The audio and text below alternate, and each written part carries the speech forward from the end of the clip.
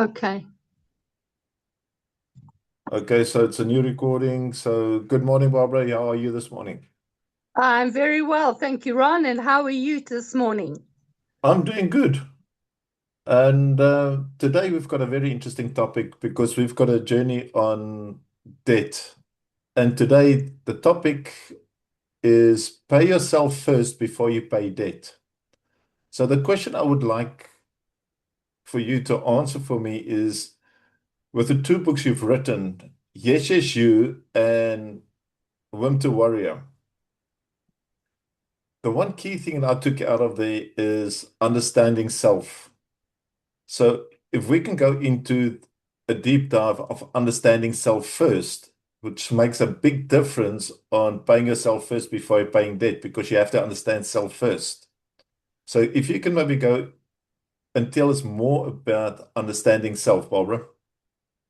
Absolutely, Ron, and 100%. That is always and should always be the starting point.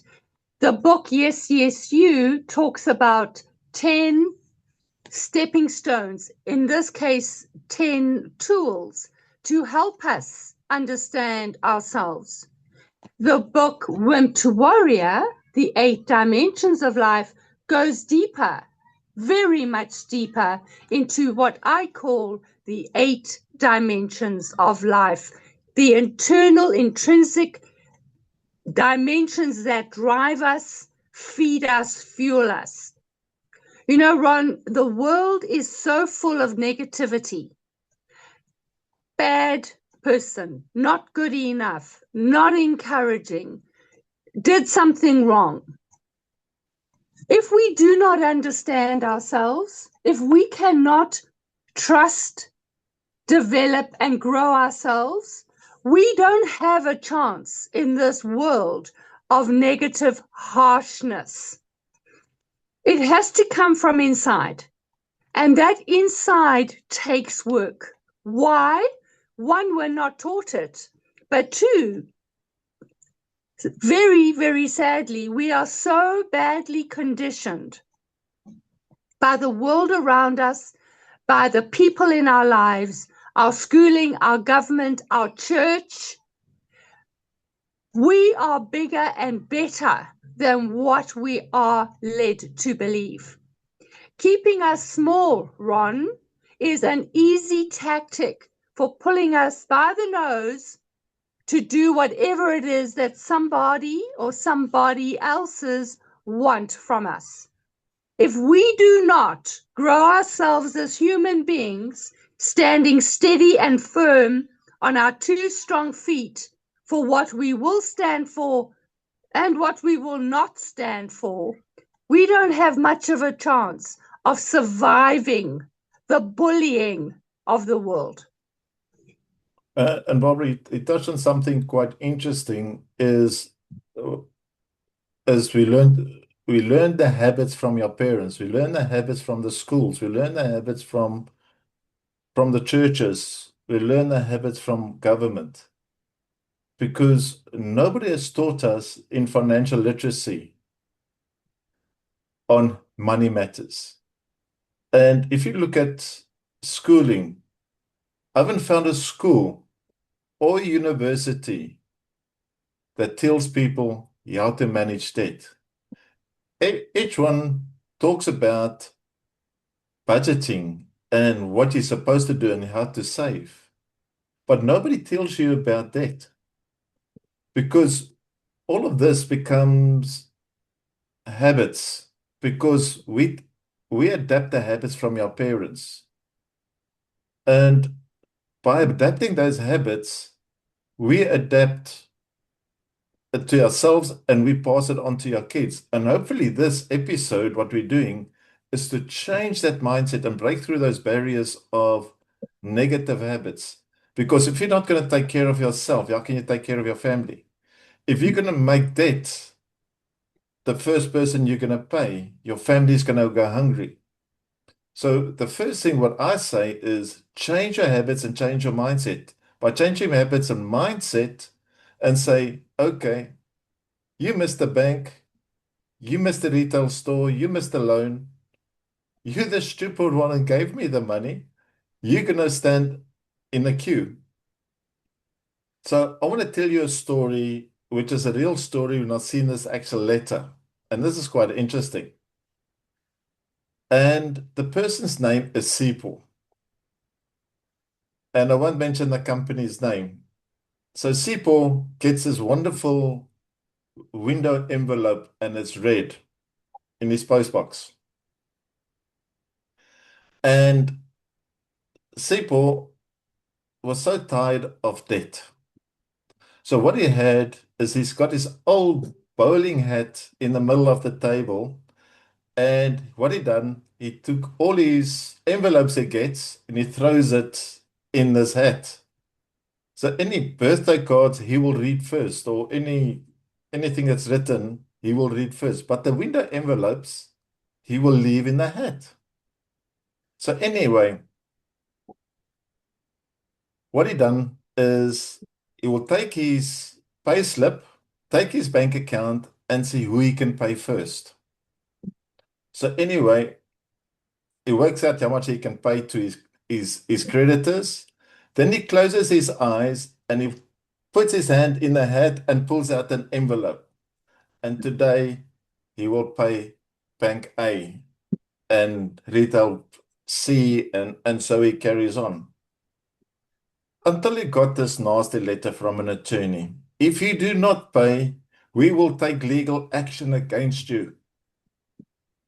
So Sipho wrote back and he tells a story. I go to my postbox, I get the money, I get the envelopes, I throw it in my hat, I close my eyes, look at my budget, draw one out, and that's who I'm gonna pay today. It says, because you are harassing me, you think you're better than me, and he writes this whole scenario. Therefore, I'm penalizing you for the next 3 months of not being paid. So, so this is a story of life. And he wrote this to a retailer, and I've got it on my computer, which I'll share on a later stage. But this is what paying yourself is about. Make sure that you've got food on the table. Make sure you've got stuff. And if people want to harass you, you cannot go to jail for debt. And at the end of the day, pay who you can pay. And be the Sipho and say to them, you can stay in line if you want to threaten me. So that is one of the things is why you have to change your money habits and mindset. So, Ron, just on that note, actually, paying yourself first isn't about being selfish. It is about financial responsibility for whatever amount that you have available to pay, and that you logistically pay a small amount across how many creditors that you have is way better. One, for self-esteem, and two, for the creditor. The creditor needs to know. You have to communicate with the creditor. What is your situation and how you best see it? The creditor too needs to be looked after, but only after you have looked after yourself and your morale and the food on the family table. Because a dead body pays nobody. But if we have a happy family and a fed family, we have a better chance of paying the creditor.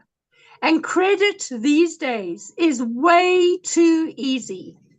This is not about how many debtors a creditor has. This is not about this amazing book of monies owing to the creditor. This is about human life. The number of accounts the creditors have is not the priority here. It is about the responsibility too of the creditor for the ability of the debtor, because if the debtor has not got the capacity, or the agreement between the creditor and the debtor is not completely clear, based on circumstances of credit and payment of that credit, there is a fault in the agreement. And we have to learn not only about the fact that we need to pay ourselves first, but also that we have a commitment to the creditor based on an agreement. And when we understand the agreement between the two parties, we have a better chance of managing the debt, of securing ourselves as human beings, fed, looked after with the mentality of willingness, so that the creditor has a better chance of payment. And Barbara, 100%. And let's just look on what debts do you have to pay first. And the first one is, I'll call them consumers. Every person who earns a salary has got a number of consumers he has to pay for. And the first consumer is food, lights and water, then the roof over your head, and then your transport. Everything behind after that is immaterial. You need to have transport to get to work. You need to have a roof over your head. You need food to eat. As soon as you start taking care of that and you start taking care of the family, you've got a better relationship with your kids and your wife. And this is, I've seen it so many times, how many breakups are there because of debt? Because there's one key ingredient that people don't do as husband and wife, and that's communicating about finances. A woman will say, I'm going to I'm going to the shops, and she will buy a pair of shoes that she can't afford because she loves retail shopping, because it's one way of removing the debt stress. And the husband will say, I'm only going to go for one beer. Yeah, right. It's not my fault. My friend wanted to buy me another beer, and the barman's going to buy me a beer because he wants to listen to my sob stories.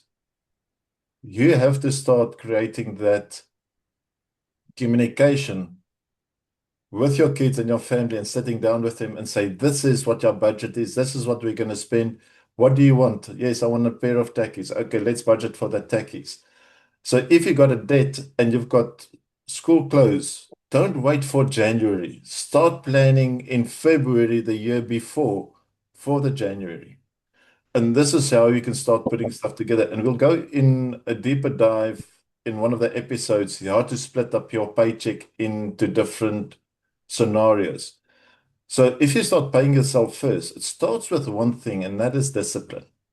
Discipline, mindset, communication. And in your book, it speaks about journaling. And journaling is one of the key things where you can sit with those 10 stepping stones. And let's just go in a bit of a deeper dive with journaling. Why? Yeah, you can pay yourself first by using journaling going forward, Barbara. Oh, you know, Ron, journaling is such an amazing tool. As simple as it is, the magic in journaling, Ron, is that you engage with yourself. You engage in the awareness of what's happening within yourself. You engage with the written word on the paper. You get to see what's written on the paper. You get to see what the subconscious mind is doing in the conscious mind because it lands on the paper. We have to understand the power of seeing our inner self. Journaling, I probably have done journaling for about 40 years. I can't tell you when I even started. Writing has been an important part of my life.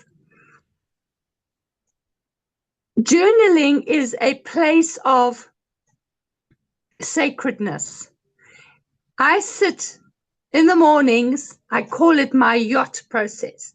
Yellow velvet armchair, hot tea, first thing in the morning with my journal. And I sit in the comfort and in the sunrise and in the softness and in the quiet of the start of a day to find out, who am I today in this question? Who am I showing up as today?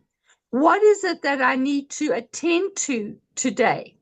So it is like a softening, cleansing, opening, surrendering version of self that lands on the journal pages that you get nowhere else in the world. Even a best friend doesn't give you the depth of what journaling gives you. Journaling is my best friend because journaling is true to me, and I can write there everything, the good, the bad, and the ugly in the journal. Because when we get to see it, Ron, oh my word, we get to change it if it doesn't work for us. No, By the way, and we get to congratulate ourselves as well, because we also see the wins. and 100%, Barbara, because that leads me to the next point, which wealth is built through consistent financial decisions and not on occasional big paydays. So the point I'm putting across there is you have to be consistent in what you're doing on a daily basis. It's, as I say to a lot of people, the pubs and takeaways are full at the end of the month, but they will spend on friends instead of spending on self, because they want to fit in. But you can fit in and you can have a takeaway every weekend. You can go out every weekend. It's the decision of your roadmap that you're going to put forward is how you're going to plan your paycheck. Because the problem comes in, we get so influenced by friends. Oh, are we going to go for a beer tonight? It's payday. Yeah, I think it's your round. No, it's your round. After 2 or 3 beers, the money is gone. And that's the sad part. But if you say, okay, I'm going to take 100 Rand or $10 or whatever it is, and just have it in your wallet, you know what your spend is. Because that is exactly the same with going to the casino. And the reason I'm going to touch on this is I've seen it so many times with people. And I want to tell you a story. Is we had a a client, and that we had to go see them at work. So my partner worked with the husband, and I worked with the wife. And I looked and I said, listen, I don't think they're over indebted. My partner said, no, I think they are. I says, what do you mean? Because he looked at the husband's bank statement, I look at the wife's bank statement, and they used the bank statement and they used their credit cards in the casino. So they chased up in 1 month, and their basic income was, I think, together was 14,000 Rand. And they chased up debt of over 150,000 Rand in 1 month by swapping their credit card under the floor limit.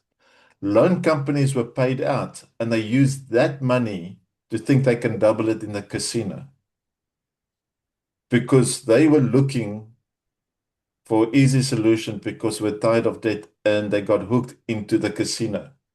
And if you go onto YouTube searches, gambling is the top searches in South Africa, which is quite scary.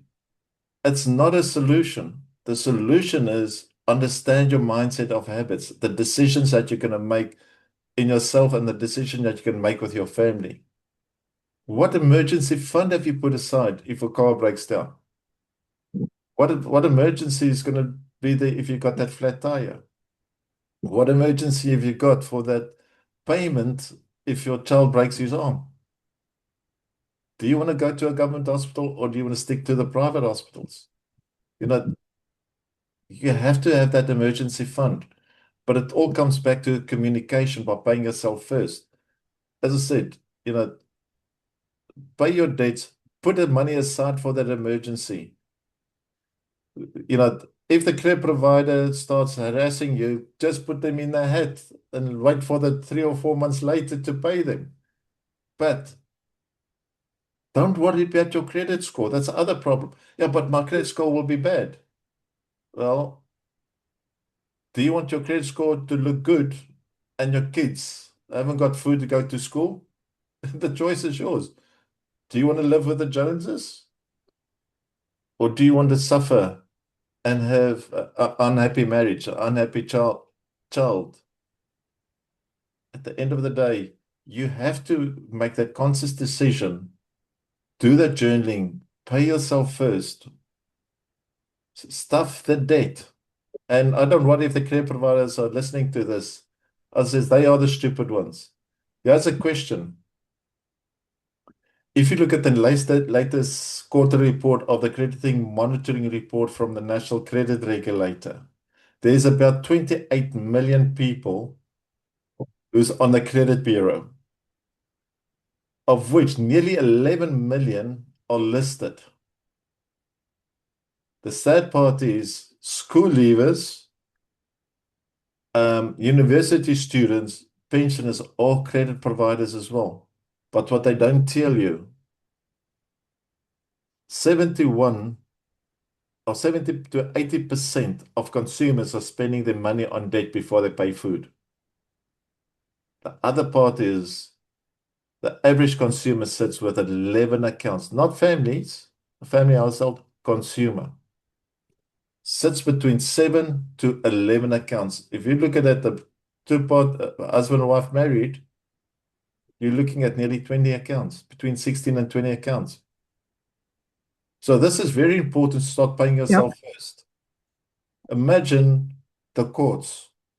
I mean, I know that some debt collecting companies can't even make it because they can't retrieve money from the debtors because they're working at risk, because there's too much debt. You look at electricity going up, you look at interest rates going up, you're looking at the war. Start taking control of self and start building a discipline and start teaching your kids on financial literacy, not what your parents taught you. Change your mindset. And you can teach us on that of what you've gone, what people has gone through, of coming through that different mindsets, Barbara.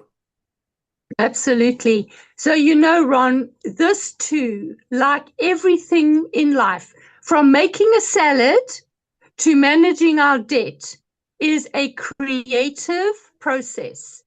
And it is a creative process that we can take pride in. It's a creative process that we can prioritize in, therefore take discipline in, therefore be accountable in. A creative process that is visual. It is something that I write up every time I find myself in a situation where something different has to happen. Something has to be conscious. Something has to be aware. I draw up a circle. I cut it up into 4 sections, and it is a beginning, it's a middle, and it's an end. It is the process of going through what we can start with, what we can plan, what we can actually do, and what we can actually celebrate, because that too is important in understanding that we are part of a world, global, universal, evolutional life force energy. When we get to play, when we get to see, when we get to make choices for ourselves, as hard as it appears logically, as hard as it appears from the creditor's perspective, when we start to do and take charge, we can create the energy, the fun, the tick the boxes as we are achieving. Every small payment to the creditor is a win because it's one less payment to the creditor. or 16 or 20, as you just mentioned.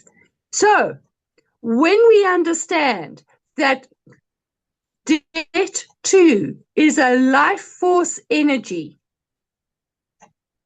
and we take charge of it and we take responsibility for it. And you know, the word responsibility, Ron, is not a bad word. It means having the ability to respond, having the capacity to think, to action, to agree, to tick the boxes, the ability to respond to the red envelope with the window in it. How do we respond is what's important. Small amount is way better than a zero amount, and a small amount is a win, and a small amount is in the right direction. And Barbara, I just want to go on to those small amounts. And there is a way you can become debt free without going seeing a debt counselor and so on. And one of the ways you can do it is applying the snowball effect. And the snowball effect is if you look at rolling down a small snowball and it goes down a hill, that snow will start accumulating and it becomes a big ball. Now, the roadmap is not clear and dry, but it's an idea what you can do. So you start with the smallest account, pay that off. Pay what you can on the other accounts. As soon as you pay the smaller one off, you take that installment and you put to the next smallest one. And then you start to the next one. And through this, and you put your timeline in your journal, and you can see you can become debt free. It might take 6 months, it might take a year, it might take 5 years. That is the one part. The second part is sometimes it might not be the smallest account. Sometimes it might be an account which is an average account with a high interest. Rather kill the interest. Or an account could be prescribed, and we can go through all of that on later stage. But just start with something like the snowball effect and sit with your family and communicate with your family by applying that snowball effect. You'll find that life without risk is life half lived, and you have to take that risk. And my slogan is there is life after death. So you have to take care of and take that bull by the horns. Because think about it. Rich people don't care about debt. That's why they pay themselves first. Poor people are so worried about their name, so worried about that telephone call. Just answer it. They've just got a job to do. And on that note, Barbara, we can talk about how to deal with a debt collector next week if they phone you. And how to work with those red envelopes. And we'll put that forward and tell people how to work with a debt collector. And it's going to be quite interesting because we can change mindsets. And I've done that because I've been there and I worked at debt collecting. I've been a debt collector, had my debt collecting practice, I had my own micro lending practice, been in debt counseling, and even being in debt. So I completed the circle, and therefore I can speak about experience. So, Barbara, we on the half an hour, give us 2 minutes what a person can do by changing their mindset. It's the beginning, it's the middle, and it's the end. Without a changed mindset, we can't move forward. The thing here, Ron, is we are so in our conditioning. We are so entrenched in fear and the bullying. We can't therefore think for ourselves. Often we need to just be with self. That's all. Move to a trusted human being. Ask questions. Journal. Work through it. Face it. Take the ability, the capacity, the values that you have about life and focus them on this question about debt. Debt happens for everybody. One or another. Life is a wave of ups and downs. We have done debt in our lives before and before and before. And now we get to face it again. So what? So what? It is the life task that we now need to address. If you can't do it on your own, talk to people. If you can't do it on your own, read. If you can't do it on your own, get some education. Take care of self so that the brain can be creative, can support you in this life task that you're facing just now, and manage it. Manage it. If you manage it, if you can see it, manage it, do it, acknowledge it, tick the boxes, be proud of you will move. Those shoulders that you hunch up, that tight stomach that you feel can be released because you are doing something in the right direction. Thanks, Barbara. And I just want to leave the viewers on this. Proverbs 22:7 says, don't be a slave to the creditor. I say, become the creditor, and the way you become a creditor is to pay yourself first, because there is life after debt.